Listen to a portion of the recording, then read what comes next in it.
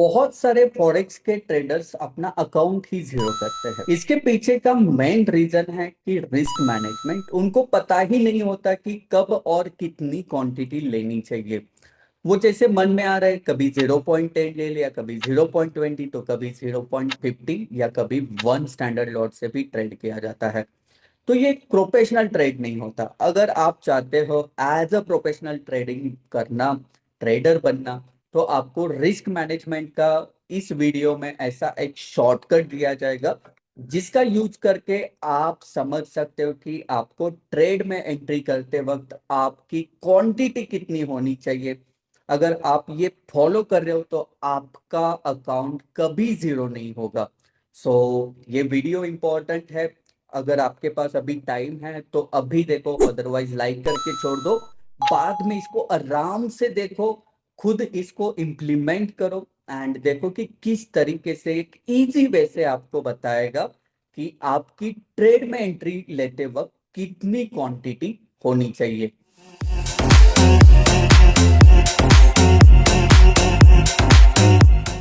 तो आपको क्या करना है फ्रेंड्स, गूगल पे आके सर्च करना एफएक्स पोजीशन कैलकुलेटर। ठीक है, पोजीशन साइज कैलकुलेटर आ जाएगा। माई एपेक्स बुक का ये आप कैलकुलेटर यहाँ पर खोल दो।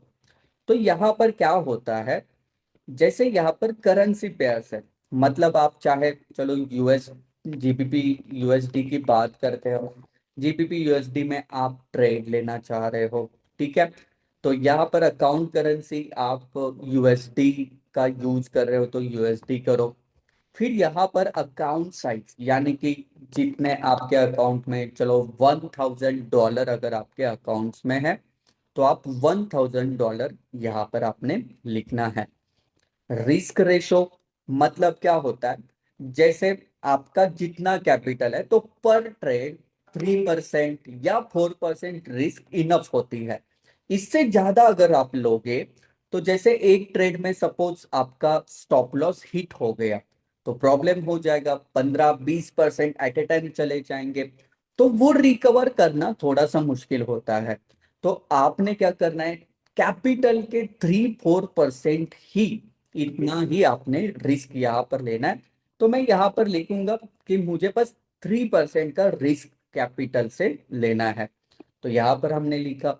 फिर इसके बाद स्टॉप लॉस अमाउंट इन पिप्स लिखो। जैसे आप समझ लो 10 पिप्स का स्टॉप लॉस यहाँ पर लगा रहे हो एंड यहाँ पर आपने 20 पिप्स का है, 11 पिप्स का, जो भी है स्टॉप लॉस की यहाँ पर हम लगाते हैं। तो वो कैलकुलेट करो कि कितने पिप्स का स्टॉप लॉस मेरा है एंड ये यहाँ पर आप लगाओ। फिर यहाँ पर क्या होता है, कैलकुलेट करके आप यहाँ पर क्लिक करो तो नीचे आएगा।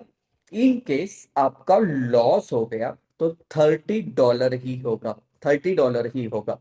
ये यूनिट्स क्या होता है, जैसे 0.01 पिप्स यानी कि 1000 यूनिट्स, ये पिप्स कैलकुलेशन ही है। तो यहाँ पर ये यूनिट्स होते हैं, इसका कोई ध्यान देने की बात नहीं है। इंपॉर्टेंट बात कहाँ पर है, साइजिंग, कि आप 3% का रिस्क लेना चाहते हो $1000 के अकाउंट्स में, तो आपने यहाँ पर लेना है क्वांटिटी 0.3। ठीक है, तो यहाँ पर आपको परफेक्टली जो आपके अकाउंट साइज के हिसाब से जो भी लगेगा अकाउंट एंट्रीज में क्वांटिटी लगेगी वो निकाल के देगा। जैसे हम बात करते हैं सबका फेवरेट, गोल्ड। अगर आप गोल्ड में ट्रेड ले रहे हो तो चलो आप 4% की रिस्क ले रहे हो, 30 पिप्स का या 20 पिप्स का आप स्टॉप लॉस लगा रहे हो। तो आओ एंड डायरेक्टली कैलकुलेट करो। तो देखो, कैलकुलेट करने के बाद यहाँ पर आएगा कि आप 1000, जो यहाँ पर आप देख रहे हो $1000 के अकाउंट में, अगर मैं 20 पिप्स के साथ जा रहा हूँ 4% की रिस्क लेके, तो मेरा लॉस होगा मैक्सिमम $40।